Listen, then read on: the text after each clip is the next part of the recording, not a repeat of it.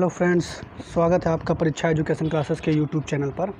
और इस वीडियो में हम पढ़ेंगे भारत के संवैधानिक विकास का जो इतिहास हम का श्रृंखला पढ़ रहे थे, उसमें हमने 1773 से लेकर के 1853 तक के जो एक्ट आए थे, जो कि ईस्ट इंडिया कंपनी द्वारा लाए गए थे, उनको या लागू किए गए थे, उनको हमने पढ़ लिया था। ठीक है। और इस वीडियो में हम क्या करेंगे, 1858 से लेकर के 1947 तक के जो एक्ट होंगे, ठीक है, जो कि ब्रिटिश क्राउन द्वारा लगाए गए थे, उनका अध्ययन हम करेंगे। ठीक, तो शुरू करते हैं।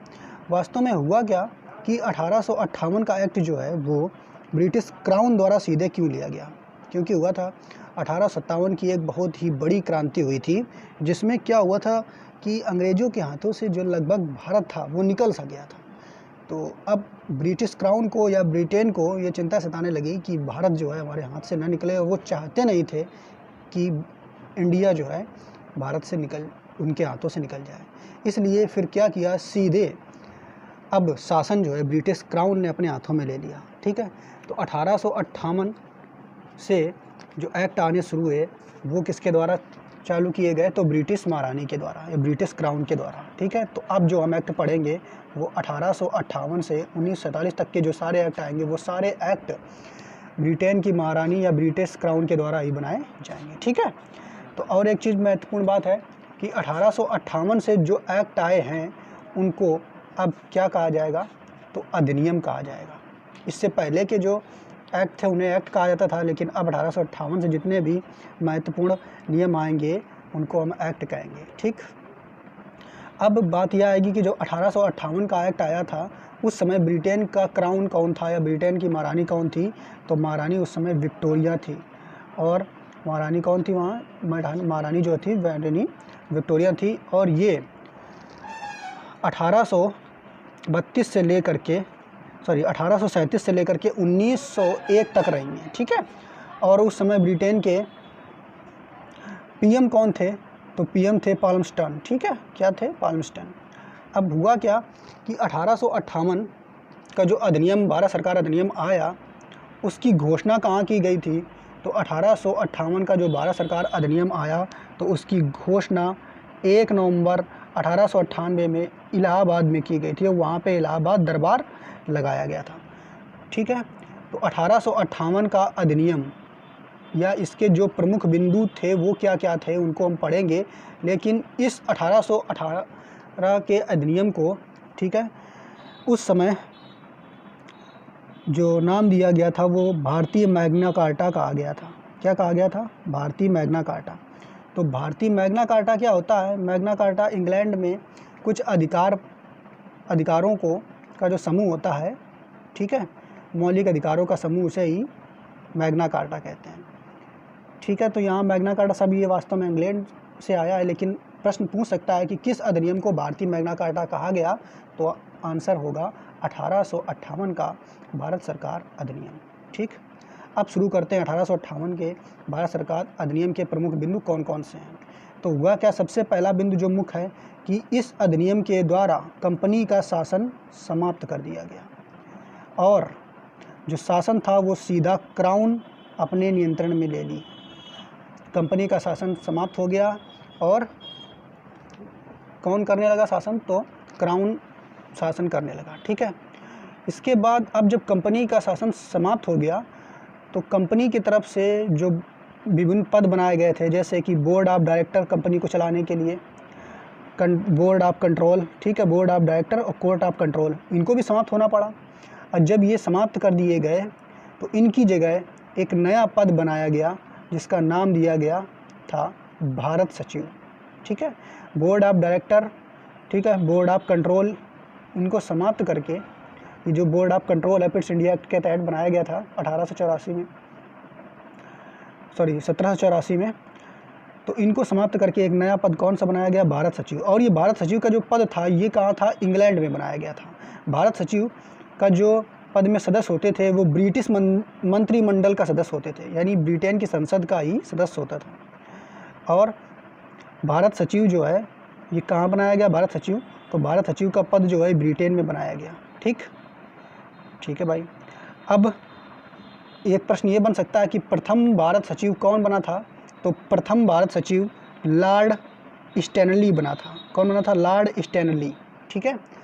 अब इसके बाद भारत सचिव जो था ये एक व्यक्ति का पद था और भारत सचिव की एक परिषद होती थी। ठीक है। और उस परिषद का नाम दिया गया भारत परिषद। और ये भारत परिषद क्या करती थी, तो भारत परिषद जो होती थी वो भारत सचिव की मदद के लिए बनाई गई थी। तो भारत सचिव की सहायता के लिए 15 सदस्यों की, ठीक है, भारत परिषद का गठन किया गया। यहाँ से 3 पॉइंट हमको क्लियर हुए। पहला क्या कि कंपनी का शासन समाप्त हो गया।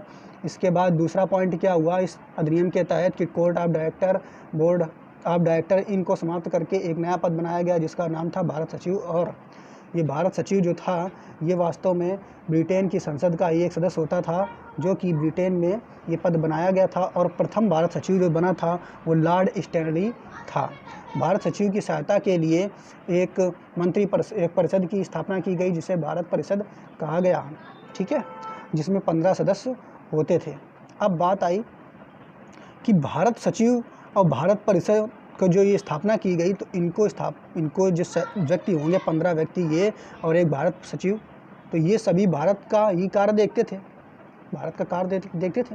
तो वास्तव में इनको सैलरी देने के लिए जो पैसा आता था, तो उस पैसे को अंग्रेज़ों ने कहा क्योंकि ये भारत सचिव और भारत परिषद जो है भारत का ही कार्य देखते हैं, तो इनकी सैलरी भी भारतीय राजकोष से दी जाएगी। ठीक है, यानी इसका पैसा भारतीय राजकोष से दिया जाएगा।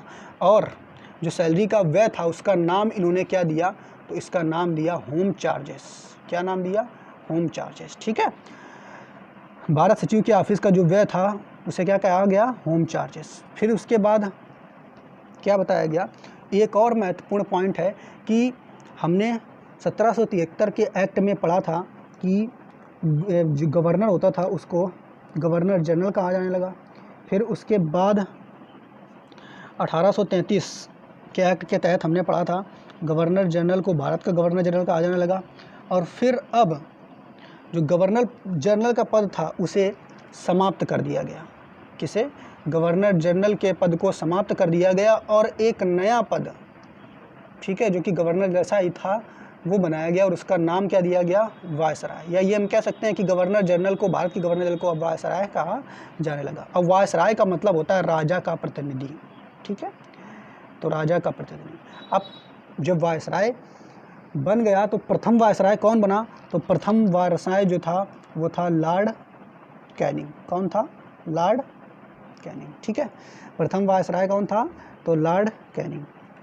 तो और इस अधिनियम के तहत मुग़ल जो है वो पूर्णतः समाप्त हो गए थे।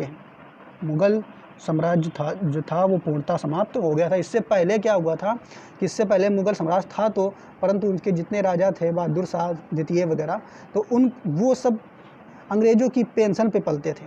ठीक है, लेकिन यहाँ इस अधिनियम के द्वारा मुग़ल साम्राज्य पूर्णतः समाप्त हो गया। तो जो ये पॉइंट 4-5 पॉइंट हैं वो हमें समझ में आ गया। पहला क्या, कंपनी का शासन समाप्त हो गया, सीधा क्राउन ने शासन करना शुरू कर दिया। दूसरा क्या हुआ, board of control, board of director, इनको पद को समाप्त कर दिया गया, भारत सचिव बनाया गया। ठीक है, अब भारत सचिव की सहायता के लिए एक भारत परिषद की स्थापना की गई। भारत परिषद में 15 सदस्य होते थे। भारत सचिव, प्रथम भारत सचिव जो बनाया गया था लॉर्ड स्टैनली बनाया गया था। ठीक है, भारत सचिव और भारत परिषद का जो खर्च उठाने के लिए उस खर्च का नाम दिया गया होम चार्जेस। ठीक है, अब गवर्नर जनरल का नया नाम दे दिया गया और नया नाम क्या था, वायसराय। ठीक है, और प्रथम वायसराय जो था वो कौन बना, तो प्रथम वायसराय को लॉर्ड कैनिंग कहा गया। तो इतने प्रमुख पॉइंट हमें 1858 के अधिनियम के तहत हमें पता चले। इसके बाद अब अगला अधिनियम आता है जिसे हम कहते हैं 1861 का अधिनियम। ठीक है, 1861 का अधिनियम ये एक बहुत महत्वपूर्ण अधिनियम है। प्रश्न इससे ज़्यादा किसी भी एग्जाम में पूछे जाते हैं। तो 1861 का अधिनियम जब आया तो क्या था, इसमें क्राउन कौन थी, तो क्राउन विक्टोरिया ही थी। और इस समय जो वायसराय था वो कौन हो गया, तो लॉर्ड कैनिंग ही रहा। ठीक है, यानी लॉर्ड कैनिंग वायसराय पहले भी था, इसमें भी रहा। 1861 के टाइम लॉर्ड कैनिंग ही था। इसमें इसके प्रमुख बिंदु कौन कौन से हैं तो उनको देख लेते हैं। तो इसके प्रमुख बिंदु कौन कौन से हैं? पहला बिंदु क्या है कि अब वायसराय, ठीक है, वायसराय जो था उसकी जो कार्यकारी परिषद थी, वायसराय यानी जो पहले हम जिसे गवर्नर जनरल कहते थे, तो गवर्नर जनरल की जो परिषद कार्यकारी परिषद थी उसमें कुल कितने सदस्य थे? तो उसमें वास्तव में हमने पढ़ा था 1773 एक्ट के तहत जो गवर्नर जनरल की कार्यकारी परिषद होती थी उसमें कुल 4 सदस्य होते थे। पिट्स इंडिया एक्ट के तहत उसमें कुल कितने होते थे? तो 3 सदस्य कर दिए गए, ठीक, और एक खुद गवर्नर जनरल, तो 4 सदस्य कुल, ठीक है। जबकि अब क्या हुआ कि अब कुल सदस्य एक और बढ़ा दिया गया, अर्थात एक सदस्य कर दिया गया, 4 से बढ़ा करके 5 कर दिया गया और एक खुद वायसराय, अर्थात अब कुल कितने सदस्य हो गए? तो 6 सदस्य हो गए। तो 1861 के तहत गवर्नर जनरल अर्थात जो वायसराय था उसमें एक सदस्य और बढ़ा दिया गया, अर्थात कुल कितने सदस्य हो गए? 6। इसके बाद एक बहुत महत्वपूर्ण काम जो 1861 के तहत किया गया कि 1861 के तहत पहली बार विधानसभा या विधान परिषद का गठन किया गया। तो प्रश्न आएगा किस अधिनियम के तहत पहली बार विधानसभा का गठन किया गया? तो 1861 के तहत कौन कौन से क्षेत्र में विधानसभा या विधान परिषद का गठन किया गया? तो बंगाल 1862 में, पंजाब और न्यू फ्रंटियर प्रोविंस, इसमें कई राज्य आते थे, ठीक है। तो 2 याद रखें आपको, बंगाल और दूसरा पंजाब, ठीक है। तो पहली बार विधानसभा 1861 के तहत किया गया। उसके बाद वायसराय की कार्यकारिणी परिषद में, ठीक है, वायसराय की जो कार्यकारी परिषद थी जो अभी हमने ऊपर पढ़ा जिसमें 6 सदस्य हो गए थे, इसमें न्यूनतम 6 सदस्य रख सकते थे और अधिकतम 12 सदस्य किए जा सकते थे, इसका भी अधिकार मिल गया, ठीक है। इसके बाद अगला कि वायसराय जो है इसको अध्यादेश देने का अधिकार किस अधिनियम के तहत मिला?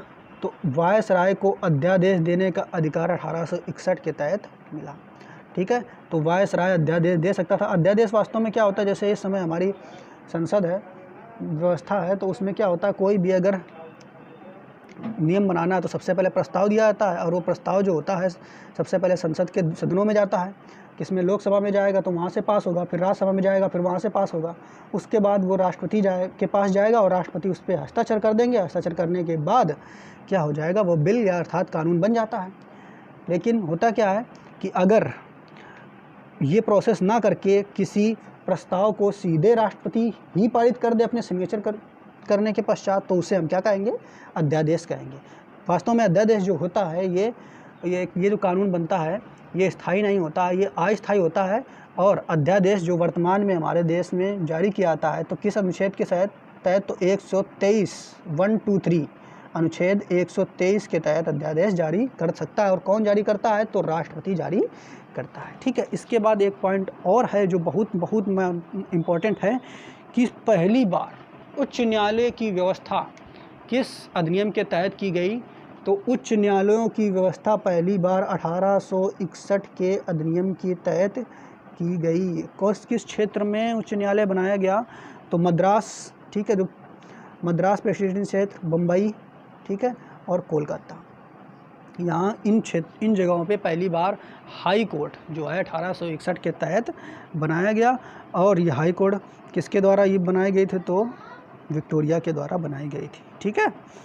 इसके बाद एक और पॉइंट जो इससे इम्पोर्टेंट आता है कि किस अधिनियम के द्वारा पहली बार भारतीयों को विधान परिषद या विधानसभा में शामिल किया गया? तो उस पहली बार भारतीयों को विधान परिषद जो बनी हुई थी उसमें पहली बार 1861 के तहत शामिल किया गया और 3 भारतीयों को शामिल किया गया। कितने भारतीयों को? 3 भारतीयों को, ठीक है। कौन कौन से 3 भारतीय थे? तो पटियाला के महाराज नरेंद्र सिंह, ठीक है, दूसरे देवनारायण जो थे वो बनारस के राजा थे, और उसके बाद सरदिन कर्राव, ठीक है, कौन थे? सरदिन कर्राव। पहले पटियाला के महाराज नरेंद्र सिंह, दूसरा देवनारायण, ठीक है, उसके बाद सरदिन कर्राव। तो इसके भी कुछ 4-5 पॉइंट हैं 1861 के, जो कि बहुत महत्वपूर्ण है, वो हमें पॉइंट याद हो गया। पहला कौन सा कि वायसराय, ठीक है। वायसराय में क्या हुआ, एक व्यक्ति और वहाँ की परिषद में एक और व्यक्ति बढ़ा दिया गया, अर्थात अब पहले से 6 हो गया। पहले कितने थे, ठीक है, तो पहले 4 थे, 4 में एक और बढ़ाया गया तो 5, और कुल एक वायसराय 6, तो 6 सदस्य हो गए। इसके बाद विधानसभा की स्थापना की गई।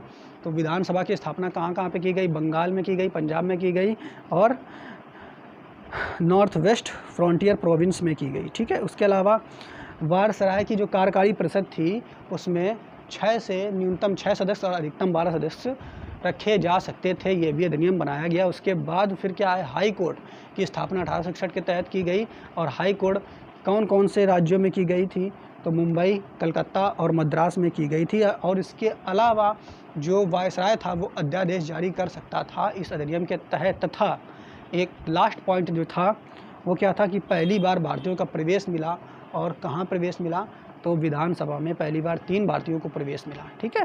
तो ये कुछ पॉइंट जो हैं 1861 के अधिनियम के तहत हमें समझ में आए। अब इसके बाद 1861 के बाद जो अधिनियम आया वो इम्पॉर्टेंट अधिनियम जो है, इसके बीच में और कई अधिनियम आए थे, उनको हम लास्ट में डिस्कस करेंगे क्योंकि वो कम इम्पॉर्टेंट है। इसके बाद जो अधिनियम आया था वो था 1892 का अधिनियम, ठीक है, 1892। तो इसको अब समझ लेते हैं 1892 का अधिनियम क्या था, ठीक। तो 1892 का अधिनियम जो आया उसमें कौन कौन से पॉइंट हैं, ये भी महत्वपूर्ण है। 1892 का अधिनियम, इसमें कौन कौन से पॉइंट महत्वपूर्ण हैं उनको हमें समझना है। अब वायसराय की जो कार्यकारी परिषद थी उसमें कम से कम 10 सदस्य और अधिक से अधिक 16 सदस्य चुनने का अधिकार दिया गया। कार्यकारी परिषद जो पिछले अधिनियम 1861 में थी उसमें कम से कम 6 सदस्य थे और अधिक से अधिक 12, जबकि अब कम से कम 10 और अधिक से अधिक 16 कर दिए गए 1892 के तहत। इसके अलावा पहली बार निर्वाचन पद्धति, ठीक है, की शुरुआत जो है किस अधिनियम के तहत हुई, तो 1892 के तहत निर्वाचन पद्धति की शुरुआत की गई, ठीक है। 1892 के तहत निर्वाचन पद्धति की शुरुआत की गई। इसके अलावा भारतीयों को एक और अच्छा अधिकार मिला, क्या कि केंद्रीय विधान परिषद में, जो केंद्रीय विधान परिषद में जिसमें भारतीयों को प्रवेश मिल गया था, 3 भारतीयों को प्रवेश मिला था 1861 के तहत, उसमें वार्षिक बजट जो आता था उस पर प्रश्न पूछने और बहस करने का अधिकार दे दिया गया। वास्तव में जो ये प्रश्न पूछने का अधिकार दिया गया था, ये प्रश्न पहले 6 दिन पहले ही सुनियोजित कर लेना चाहिए था इनको, ये अधिकार था, यानी तुरंत ही वहाँ पे आप प्रश्न जो है केंद्रीय विधान परिषद में नहीं पूछ सकते थे। और ना ही मतदान करने का अधिकार भारतीयों को दिया गया था, केवल और केवल प्रश्न पूछने का अधिकार दिया गया था, वो भी 6 दिन पूर्व निर्धारित किए गए प्रश्नों, ठीक है। इसके अलावा जब ये 1892 का अधिनियम आया तो बैकग्राउंड में क्या चल रहा था कि हमारी राष्ट्रीय national Congress, Indian national Congress की स्थापना हो चुकी थी। और कब हुई थी, तो बैकग्राउंड में 1885 में इसकी स्थापना हो चुकी थी, ठीक है, जो कि इंडियन नेशनल कांग्रेस आगे भारत के संवैधानिक विकास में बहुत ही महत्वपूर्ण साबित होगी। और इसका जो इंडियन नेशनल कांग्रेस की स्थापना किसने कराई थी, तो इनका नाम था A.O. ह्यूम। ये प्रश्न भी पूछ लिया जाता है कि इंडियन नेशनल कांग्रेस की स्थापना किसने की थी, तो A.O. ह्यूम। तो 1892 अधिनियम के तहत ज़्यादा कुछ पॉइंट नहीं है। पहला कि वायसराय की कार्यकारी परिषद में 10 से 16 सदस्यों का अधिकार दे दिया गया। दूसरा पॉइंट क्या था कि दूसरा पॉइंट निर्वाचन पद्धति की पहली बार, ठीक है, कब बात की गई, तो 1892 के अधिनियम के तहत ये बात की गई। उसके बाद तीसरा, संसद या केंद्रीय विधान परिषद में भारतीयों को प्रश्न पूछने का अधिकार जो है वो दिया गया, जबकि मतदान करने का अधिकार उन्हें नहीं था, ठीक है। इसके बाद अगला जो अधिनियम आता है वो बहुत ही महत्वपूर्ण है और उसको बहुत ही ध्यान से समझना है, ठीक है। तो अगला अधिनियम जो आता है वो 1919 में आता है, ठीक है। कब आता है, 1919 का भारत परिषद अधिनियम आता है। और इसका दूसरा नाम भी है, क्या है, मार्ले मिंटो सुधार अधिनियम, मार्ले मिंटो सुधार अधिनियम, ठीक है। तो मार्ले मिंटो सुधार अधिनियम इसका नाम क्यों रखा गया, तो वो इसलिए क्योंकि इस समय जो भारत सचिव थे वो मार्ले थे और भारत में वायसराय कौन था, तो मिंटो था, ठीक है। कौन था? मिंटो। भारत सचिव जो होता था वो कहाँ होता था? तो वो इंग्लैंड में ये पद व्यवस्थित था, वहाँ पे मार्ले व्यवस्थित था, ठीक है, बैठा हुआ था भारत सचिव के पद पर, और मिंटो जो था वो भारत का वायसराय था, ठीक है। इसमें कुछ महत्वपूर्ण बिंदु जो है इस पॉइंट 1919 के भारत सरकार अधिनियम के, उनको हम देख लेते हैं। तो कौन कौन से महत्वपूर्ण बिंदु हैं? पहला इसका पॉइंट जो है क्या था कि वायसराय की कार्यकारी परिषद में पहली बार, ठीक है, किसी भारतीय को प्रवेश मिला, ठीक है। वायसराय की कार्यकारी परिषद में पहली बार किसी भारतीय को प्रवेश मिला, और वो भारतीय कौन थे? तो सत्येंद्र प्रसाद। कौन थे? सत्येंद्र प्रसाद। बात समझना कि 1861 के अधिनियम के तहत 1861 के अधिनियम के तहत केंद्रीय विधान परिषद में 3 भारतीयों को प्रवेश मिला था, लेकिन यहाँ पे 1909 के अधिनियम के तहत पहली बार जो वायसराय की कार्यकारी परिषद थी उसमें एक भारतीय को प्रवेश मिला, और वो पहला भारतीय कौन था जिसे वायसराय की कार्यकारी परिषद में प्रवेश मिला था? तो वो पहला भारतीय सत्येंद्र प्रसाद थे। इसके अलावा जो इंग्लैंड में भारत सचिव का पद था उसको संभालने के लिए भारत परिषद वहाँ पे व्यवस्थित थी, वहाँ पे भी भारतीयों को प्रवेश मिला। इंग्लैंड में जो एक संस्था थी, कौन सी? भारत परिषद। तो भारत परिषद, ठीक है, भारत सचिव की भारत परिषद जो थी वहाँ पे भी भारतीयों को प्रवेश मिला, और 2 भारतीयों को प्रवेश मिला। वो 2 भारतीय कौन थे? तो केजी गुप्ता, ठीक है, और सैयद हुसैन, ठीक। केजी गुप्ता और सैयद हुसैन जो थे उनको प्रवेश मिला कहाँ पे? तो भारत परिषद में प्रवेश मिला। इससे पहले सारे अंग्रेज ही वहाँ पे होते थे, ठीक है। तो इतनी बात हमको समझ में आई। पहला पॉइंट कि वायसराय की कार्यकारी परिषद में भारतीय को प्रवेश। दूसरा, भारत परिषद में 2 भारतीयों को प्रवेश मिला, केजी गुप्ता और सैयद हुसैन को प्रवेश मिला। इसके बाद और अगला पॉइंट क्या है कि विधानमंडल या विधान परिषद कह सकते हैं कि आकार और शक्ति में वृद्धि कर दी गई। इसके बाद एक पॉइंट और, क्या भारतीयों को सार्वजनिक विषयों पर प्रश्न पूछने का अधिकार मिल गया। इसका मतलब क्या हुआ कि जो 1892 का अधिनियम था इसमें क्या था? भारतीयों को केवल कुछ ही बजट पे प्रश्न पूछने का अधिकार था, जबकि 1909 मार्ले मिंटो अधिनियम के तहत भारतीयों को सार्वजनिक विषयों पर, किसी भी विषय पर जो सार्वजनिक विषय प्रश्न पूछने का अधिकार मिल गया, साथ ही साथ इन्हें मतदान का भी अधिकार मिल गया, ठीक है। तो 2-3 पॉइंट यहाँ से 4 पॉइंट बनते हैं। इसके बाद एक बहुत ही महत्वपूर्ण है कि इस अधिनियम के तहत पृथक निर्वाचन की व्यवस्था शुरू की गई। मतलब ये हुआ कि अभी 1892 का अधिनियम था, तो पहली बार निर्वाचन कब हुआ था? निर्वाचन पद्धति इसकी शुरुआत तो 1892 के तहत, लेकिन वहाँ पे जो निर्वाचन होता था तो वहाँ पे निर्वाचन सभी का एक साथ होता था, हिंदू, मुस्लिम, सिख, ईसाई सभी का एक साथ कराते थे। लेकिन यहाँ पे क्या हुआ, माइनस पॉइंट जो था भारतीयों के लिए कि अंग्रेज़ों ने क्या सोचा कि जो भारतीय हैं ये हिंदू मुस्लिम, इनमें बहुत ज़्यादा एकता है, किसी तरीके से इनको तोड़ा जाए। तो इस समय का जो वायसराय था वो मिंटो था, और मिंटो ने सोचा कि इनका निर्वाचन जो है वो वे विधान परिषद में कैसा कर दिया जाए, तो इनको बांट दिया जाए, हिंदुओं को अलग, मुस्लिमों को अलग, ठीक। तो इन्होंने क्या किया कि मुस्लिमों के लिए पहली बार सीट आरक्षित कर दी निर्वाचन के लिए, ठीक है, पहली बार सीट आरक्षित कर दी।